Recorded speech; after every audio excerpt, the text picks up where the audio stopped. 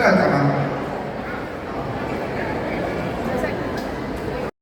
Ang solemn yun ang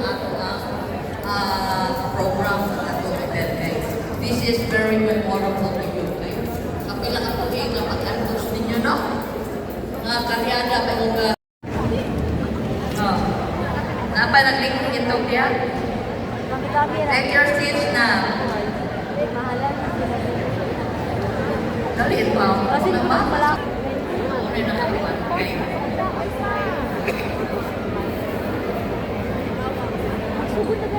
Kapag yung mga tao na lahat ng peranan nito.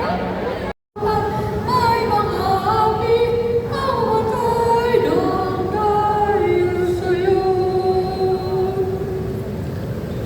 You may now be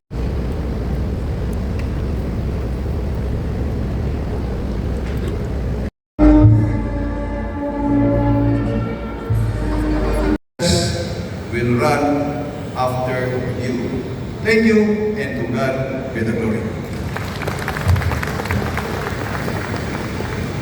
Pursuing and advancing your educational qualification. Again, good afternoon.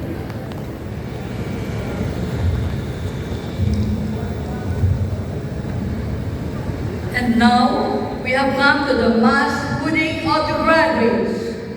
Advanced degrees, you belong to a group of individuals who are privileged, not in wealth, but in knowledge, awareness, and opportunity.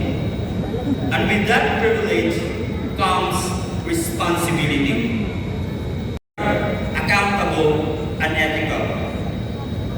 Many of you here today will eventually assume important leadership roles in your respective institutions and communities.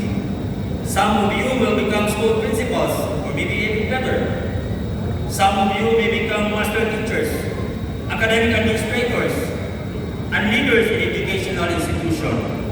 Others will take on other responsibilities as government office heads, program managers, and administrators in both public and private sector.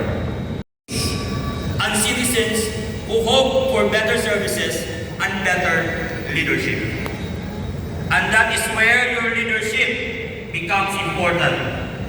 Graduate education equips you with knowledge and skills.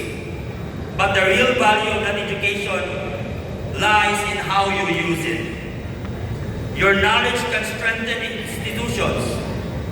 Your leadership can improve organizations. Your decisions can influence policies. You will share a common responsibility. A responsibility to respond to the performance challenges faced by our community.